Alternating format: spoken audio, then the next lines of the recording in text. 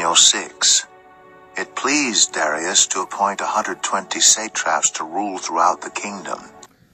So Darius the Mede has taken over Babylon. Belshazzar is dead. Nebuchadnezzar is dead. And the internet tells me that the Persian king Cyrus took Babylon in 539 BCE. So we're still in the 500s BC during the lifetime of Daniel. At about 539 BC. So Darius was the Mede and Cyrus was the Persian. And somehow they dominated the world together. With 3 administrators over them, one of whom was Daniel. The satraps were made accountable to them so that the king might not suffer loss. So somehow Daniel goes from being a high official in the Babylonian kingdom to a high official in the Medo-Persian kingdom. Now Daniel so distinguished himself among the administrators and the satraps by his exceptional qualities that the king planned to set him over the whole kingdom. Now, I don't know what Daniel did to set himself apart or distinguish himself so much, but even the new king could see Daniel's qualities were exceptional. At this, the administrators and the satraps tried to find grounds for charges against Daniel in his conduct of government affairs, but they were unable to do so. They could find no corruption in him because he was trustworthy and neither corrupt nor negligent. So, Daniel was a noble in the Jewish kingdom also. He was of the royal line. That's why he was selected as leader in Babylon, and then he was promoted several times in Babylon, and his qualities were exceptional when the Medo-Persians took over, and they could see it too, and everybody was jealous. All the other leaders were jealous of Daniel's excellent qualities that God had blessed him with, and they wanted to trap him, but they couldn't because he was an honorable man. He was good looking, he was noble, he was smart, he had God's approval to interpret dreams and visions.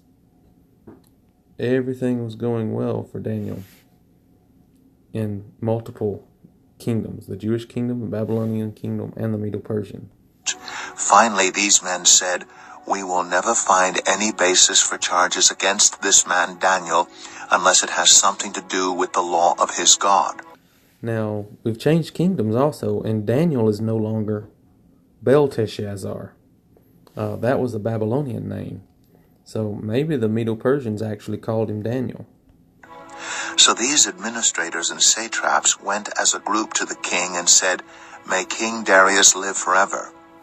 The royal administrators, prefects, satraps, advisors, and governors have all agreed that the king should issue an edict and enforce the decree that anyone who prays to any god or human being during the next 30 days except to you, your majesty, shall be thrown into the lion's den.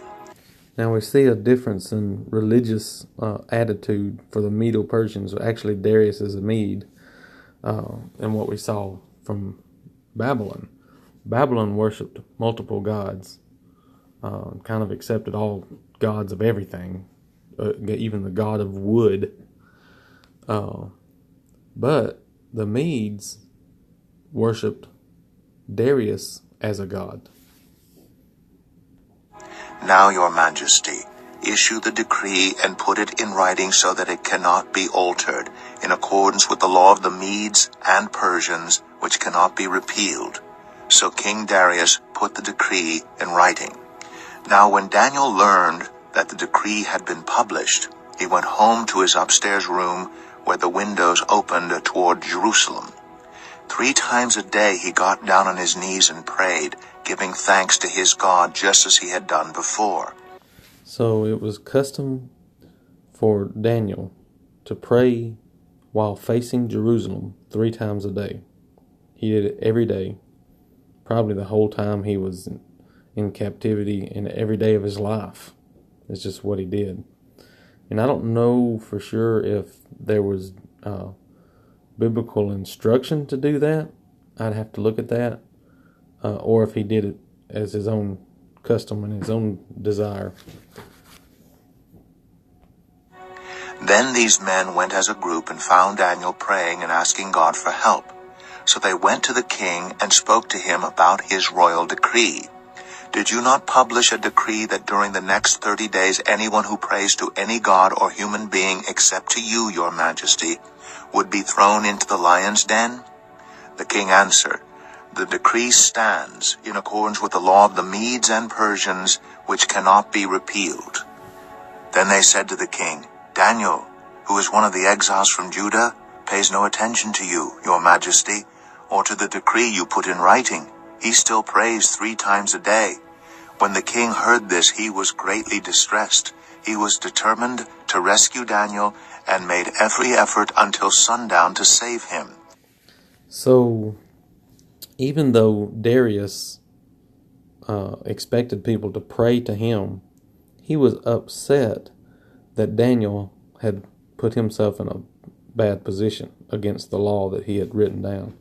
So it surprises me that Darius wouldn't have already known Daniel's convictions before he wrote that down, or maybe he just wasn't thinking about Daniel's convictions. Maybe he didn't even know about them. Maybe Daniel had kept it kind of private. And Darius only liked Daniel because he was smart and good looking, and whatever these exceptional qualities he had, and recognized in Daniel. For some reason, Darius was upset that Daniel had violated the law. Not that he had just gone against him, but that because Darius didn't want Daniel to get in trouble. Then the men went as a group to King Darius and said to him, Remember, your majesty, that according to the law of the Medes and Persians, no decree or edict that the king issues can be changed. So the king gave the order, and they brought Daniel and threw him into the lion's den. The king said to Daniel, May your God, whom you serve continually, rescue you. So there is the indication that Darius the Mede did understand Daniel's conviction. Daniel wasn't private about it. He had told Darius his convictions, and probably Darius just wasn't thinking of Daniel's convictions or how he would respond. Maybe he thought that Daniel would be okay with praying to Darius for 30 days. Or maybe he just overlooked it, but he knew Daniel was a servant of his own God.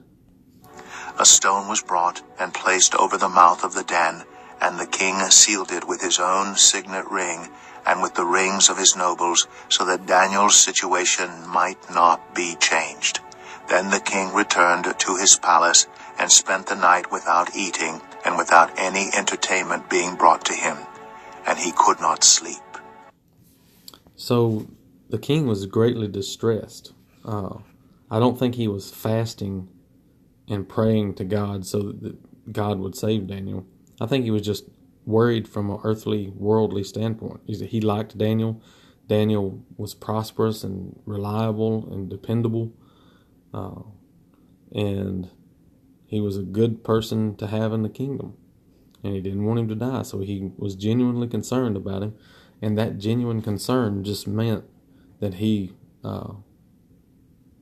was distracted enough by the situation that he wasn't concerned about eating or being entertained. So he wasn't fasting as a religious way to get God to do what he wanted him to do. He was fasting because he was simply concerned about Daniel's life. At the first light of dawn, the king got up and hurried to the lion's den. When he came near the den, he called to Daniel in an anguished voice, Daniel, servant of the living God, has your God, whom you serve continually, been able to rescue you from the lions? Boy, so there's another indication that Darius understood that Daniel's God was different from everybody else's God. or from their own concepts. But it's like they didn't have the inclination to convert to Daniel's God. They just said, well, Daniel's God's a strong God, but my God's kind of weak, and I'll just stick with him. Makes no sense to me. Daniel answered, May the king live forever. My God sent his angel, and he shut the mouths of the lions. They have not hurt me, because I was found innocent in his sight, nor have I ever done any wrong before you, your majesty. So these guys who tricked the king into making the edict to trip up Daniel, they thought throwing anybody in a lion's den was certain death. And I guess we would all make the same conclusion. You throw a person in a den of hungry lions, and you pretty much know what the outcome is going to be. So anybody would recognize this not as Daniel being the lion whisperer, or someone who has skills to communicate with lions or to calm lions or to prevent them from eating him.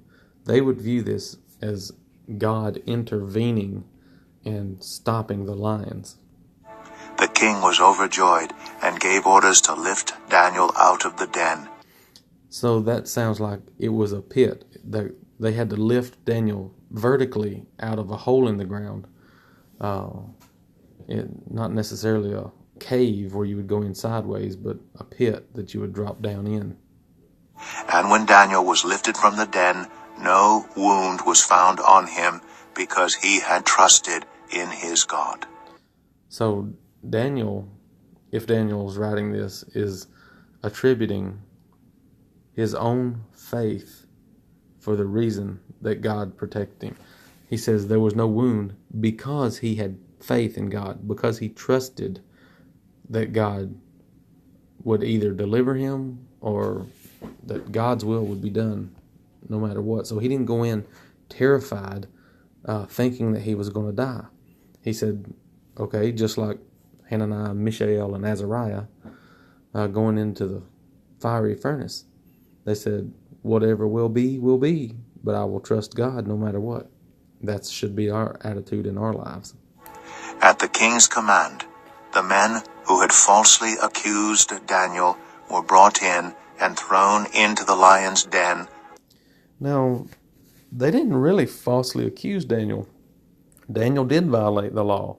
Now, what they had done was use trickery to get the king to sign an edict that they knew would be against Daniel's convictions. So it wasn't really a false conviction. It was an accurate conviction. Along with their wives and children. So not only did the guys get thrown in the lion's den, but the wives and children too. That's pretty harsh. And before they reached the floor of the den, the lions overpowered them and crushed all their bones. So that would tell you how anxious the lions were to destroy any human that came into their den. So these people didn't even have an opportunity to get down and stand up and put their hands out and say, don't eat me, lions, or whatever. Before they even got to as they were falling in, the lions jumped in the air and devoured them. They would have done the same to Daniel, except that God shut the mouths of the lions. Then King Darius wrote to all the nations and peoples of every language in all the earth, May you prosper greatly. I issue a decree that in every part of my kingdom people must fear and reverence the God of Daniel, for he is the living God, and he endures forever. Now with this new edict to fear and reverence the God of Daniel, you would think that would necessitate that they stop believing in all other gods, because the God of Daniel is a jealous God who expects him alone to be worshipped. So, but I think what Darius is actually saying is nobody should talk ugly about Daniel's God because he's powerful. we don't have to give up our own gods, and we don't have to convert to Daniel's way of life, and the way he worships and the way he does things for his God. We just need to respect Daniel for what he does, I believe is what Darius is saying. His kingdom will not be destroyed. His dominion will never end. He rescues and he saves. He performs signs and wonders in the heavens and on the earth. Well, this is pretty powerful for Darius, the king, the Mede king, to recognize that God had a kingdom that would never be destroyed, and his dominion would never end. It's like he recognizes, even though he had just written an edict for people to pray to himself as a god, he recognizes that Daniel's God has a kingdom that will never be destroyed and power and dominion that would never end. He has rescued Daniel from the power of the lions. So Daniel prospered during the reign of Darius and the reign of Cyrus the Persian. So the Medes and Persians, Darius and Cyrus. Daniel made a huge impact on Darius and his understanding of Daniel's God. Now, I don't think he